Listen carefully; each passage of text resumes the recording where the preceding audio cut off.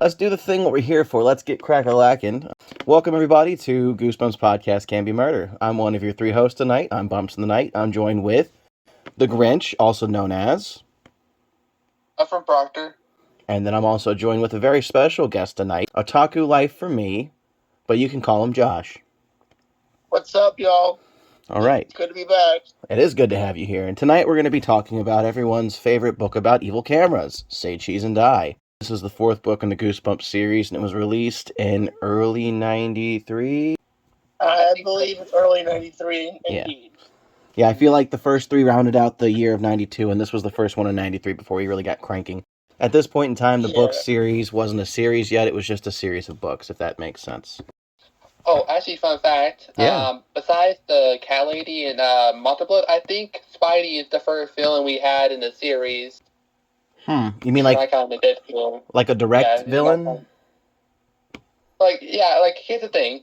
With Welcome to the Dead House and Stay Out of the Basement, they did have villains, but they're not really like villains. At least with the lady from Monterblood and Spidey, or active in the story. And I was like, oh, I'm your dad, or oh, I want to sell you this house, like. Okay. Yeah. Well, I mean, I can classify the two villains from Welcome to the Dead House and Stay Out of the Basement as species just trying to survive by doing what they do best. So, aka zombies or ghouls, if you want to call them that, survive by eating human flesh. And the plant dad was trying to survive by creating other plant copies, aka reproducing photosynthesis. You got a good point there. And there. take over its environment. So, it's funny, Josh, now that you're here, I love going over this. We always talk about who the real villain is in the books. Now, in the last couple of books, like with Dead House, I blamed consumerism, because realistically, if they didn't have a factory, the factory wouldn't have made the gas wouldn't have made the zombies. You know what I'm saying? Like, butterfly effect shit here. In the second book, we blamed mankind itself. Humans are the villains. So, if you had to pick a true villain here, who do you think the real villain is of this book? In Say Cheese and Die? Yes. I would say innovation just for the sake of innovation. You're right on the money there, my friend. I was going to say the curse of curiosity and the want to control knowledge. That's the true villain here, in my opinion. Grinch, who do you think the real villain is here? Do you think we kind of hit the mark? Yes and no. Here's the thing. Everyone still thinks that either the camera or Spidey was the villain. But if I'm being really completely honest, I think it was the bullies who started it, because they started bullying the main characters after they got the camera. And then they got their comeuppance at the end of the book, but I really blame them. Okay. The bullies really I think personally they take a back seat. I'm not disagreeing with your theory. Like, I hate bullies too. As the ex-bully victim myself when I was younger, I despise bullies. But that being said, I don't think they're the main villain. They're just like something that Arnold added to the story for some spice. And it's like, oh, but you're still going to get your comments later on in the book. I think Spidey's the main villain in the fact that he goes above and beyond trying to hurt Greg and his friends after he tries to give him the camera back. True, you got a point there. As well as, like I said before, there is no real reason why he invented this camera. He just invented the camera to invent the camera. I can understand it, like, oh, he wanted to have the ability to tell his friend's future to help them out, but like, and something went wrong when he was creating the camera. I can get that, but no, he just creates this camera for the sake of creating a camera that can tell the future. And then you cue in the theme for weird science. Yeah, basically. But let's talk about the book a bit. Grinch, why don't you kind of give us a rundown of the plot synopsis of this book? So it's about three kids. I forgot their name, but I know one of them was later played by Ryan Gosling. That's great. They get into Spidey's lair. They find the camera. They took a picture with one of their friends. Accidentally falls down from the stairs. Falls down. They figure out it was protected by the camera. Then Spidey comes out and is like, hey, what are you doing with my camera? They run away. They take the camera with them. He uses it on his dad's car. It shows Dad get wrecks later on when they're driving home. After they crash the car, and then it's like, oh no, it can predict the future. And then this whole series of events goes where his friends disappear from the camera. They take the camera back to the factory where Spidey is, but they had to fight him first. They trap Spidey and the camera. Later on, bullies find the camera because we see like Spidey come up behind them. And we assume that he attacked the boys. from that whole ominous like figure behind him. This is a special episode because this is the first book that actually crosses into the Goosebumps new TV series. So not only are we going to talk about the episode, we're going to talk about the episode.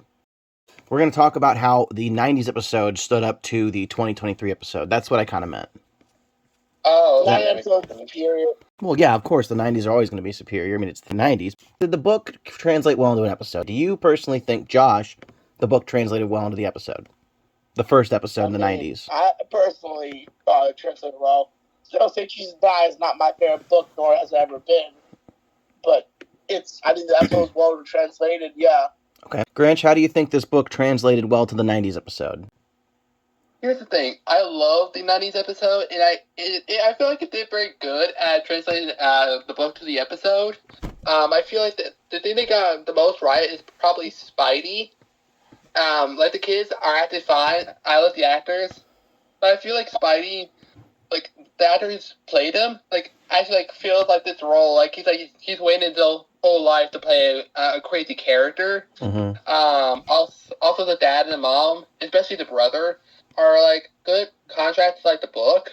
Especially in that part where we see the skeleton version of them, because it actually almost looks like a one-for-one redone version of the art from the book. This was an interesting book in my opinion. I think it translated okay to the episode. I mean, they did the best they could with the budget they had. I guess my only real complaint and we're going to talk about complaints here in a second. I'm going to lead into that now. My biggest complaint with this book is that it says Say Cheese and Die. And I get it, it's a kid's book, but nobody died. Oh, well.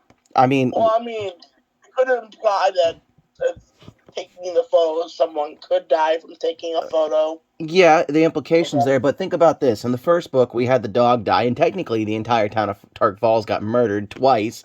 Once by the chemicals, twice by the sunlight. And Stay Out of the Basement, they literally murdered Plant Dad. And in Monster Blood, Sarah Beth was eaten. So this is the first book we don't actually have death in, which isn't a huge deal. It's just, if you're going to put the name Die in the name, I'm expecting some death. Like, take a picture of your neighbor, and they find his skeleton the next day. I would have been good with that. Here's the thing. I agree with you. There's no technically death. Even though we see Spidey trapping the camera, I know he's not dead in the camera. But also, what about his friend later on when he takes a picture of her near the tree? She just disappeared for the rest of the episode. Like, I know she came back towards the end, but still, like, where was she this whole time after the picture was taken? Like, seriously. Okay. I didn't have a problem with the book as much. The die part, like Bumps, you said, is definitely a problem for me. Another problem always been that I just don't like Spidey. I always thought him as kind of a pedophile. He gave pedo vibes for me. Part of making a good villain, you can either like a villain or hate a villain. For example, King Joffrey. I think everybody hates that guy. Their villain's always been Slappy. I guess that's a fair point. Everyone loves Slappy, and he's a villain. All right, Grinch, you had something else to say about this. Go ahead. Yeah. Before I start, fun fact, actually in the last episode, the Monster Blood, Slappy tried to take over my squad during the episode. So yeah, I can see what you mean, and yeah, anyway, that's that. The book, I had to say, it was very good. If I had to make one change, and this is a very minor one, is probably get a new actor for two friends. Like, the friends were fine, don't get me wrong, they were good. In the book, they were a little bit different. Also, Spidey, yes, he's a pedophile, I can see that. But, like I said, Spidey is an okay villain, but I feel like if they were going to make him a good villain, I would like him to be, more, like, younger, like, kind of like, I know he's supposed to be older, because, he's a gruff old man trying to hide his invention, but, if you found a killer camera, it looked like literally Doc Brown from Back to the Future if he changed his career path from inventing time machines to making a camera that could predict killing people. So, he's a variant of Rick. That guy that was like a sidekick to another villain just feels weird. In the book, they have the camera, and we have a little more finesse with the camera in the book than we do in the episodes, which I get it. Creating, like, deadly future scenes is kind of a pain in the ass for budget, but in the book, the friend's name was Shari, that's what it was. Shari's like, Greg, bring the camera! My party's gonna suck! And so, like, she makes him bring the camera, and then, like, she forces him to take her picture. Like, so she causes her own disappearance, which Yeah, Yes, that's what I'm trying to say. And then, of course, we have, let's look at the third corner of this triangle. We have the Disney's 2023 adaptation of just Goosebumps. That first episode is called Say Cheese and Die, and the only thing really about it is it has a camera that technically predicts the future, but the camera is powered by evil ghost energy, which is really powered by the curse of Candu. So, is it really a Say Cheese and Die? Is it more of the curse of the killer camera? I don't know. When I first watched the episode, I actually thought they were going to reference, like, Spidey, like how the ghost got the camera from Spidey. Like, I know he worked for him, I don't know, something like that. Like, oh, I stole this camera from a guy named Spidey, kind of like Bowser Jr. kind of thing, like in Mario Sunshine in a way. But they don't reference him. They reference him once. I know that Spidey's not a good guy. I get that. But, like, at least say, hey, I got this from a gruffy old man from an alley. I don't know, something like that. In this universe, all the trinkets that were used as episode titles were more or less just personal pieces of Harold's little weird collection that clung to his energy, if you will. So, his dad gives it to him in an episode. oh yeah, I forgot. That's the same episode he breaks the wall and finds Slappy. Yeah. Oh yeah. Which, by the way, isn't it sad that like the dark rooms and the whole physical film disappeared in the 90s? R.I.P. Yeah. Usually this is the part where we talk about if there was going to be a sequel, how would you write it? But there already is a sequel, so we'll get into that book in like, I don't know, 50-something episodes. So, Josh, if you were going to rate this book 1 through 10, what would you rate it and why? 6. I respect it for being the 4th book in the Goosebumps lineup. That's as far as I'll give it respect for it. Otherwise, I remember when I was reading it as a kid, I was like, can this book end, please? Okay, that's fair. Grinch, how about you? What would you give this book and why? This actually is my first book that I'll give like a 5.5. It's a good book for what it is, but unlike at least like Monster Blood or Welcome to Dead House, or at least say, hey, this is the whole thing. We don't get to see a camera a whole lot. Like we only see the person using it, but we don't see how it's made, how it's dangerous to begin with, how Spidey got this whole Spidey name to begin with. We're saying, Grinch, that you just wish we got more exposition on Spidey and maybe more of the camera or its creation, not just it being a plot device like it was in the Goosebumps new series. I thought he created it to help, like, see better futures, literally.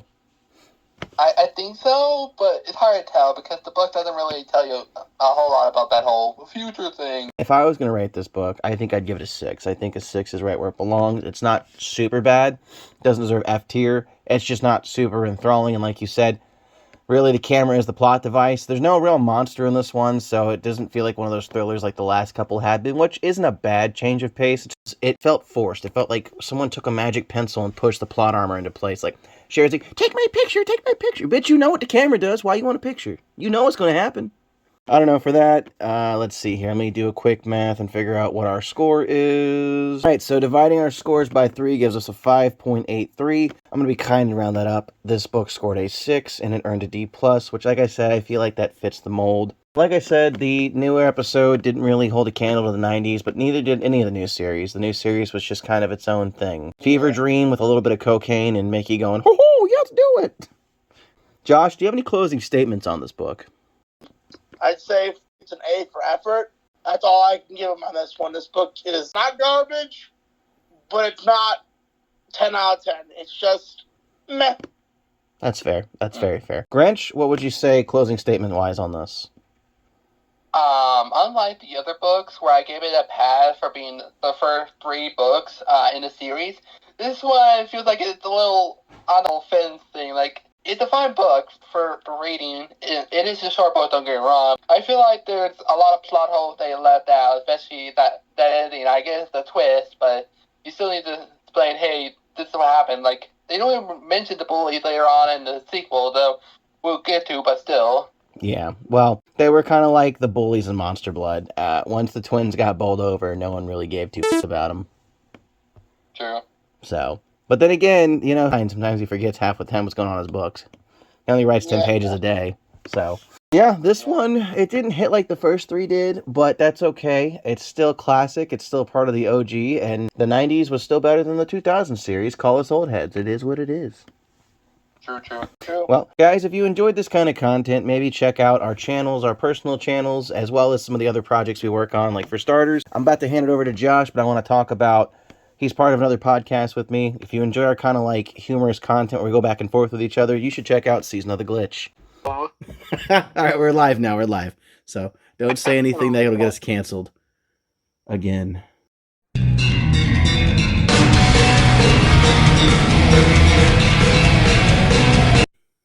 Alright, welcome everyone to Season of the Glitch. Now, Josh, why don't you tell them about your channel and your other podcast? Sure can. So my name is Otaku Likes for being on YouTube. I do a lot of anime stuff. And my other podcast I do with 4 friends, been friends with since college. It's called the Cannibal Podcast. We are a pirate-themed podcast featuring living in the treasure coast of Florida. We talk about a wide range of topics from video games, movies, sports, anime, and local news. All right, Grinch, why don't you tell us about your channel? My channel name is Senator and Goosebumps fan, and I do random videos like Scooby-Doo, Goosebumps, Grinch, but also I'm gonna make my own. You guys know me. You're obviously watching my channel if you're watching this. If you haven't done so already, then maybe consider clicking that like button, typing down a comment, and hitting the subscribe button and ringing the bell. Stuff like that's good for the algorithm. What's good for the algorithm is good for Daddy. All right, guys. This is us closing out. This has been Goosebumps Podcast Can Be Murder, and we'll stab you in the next one.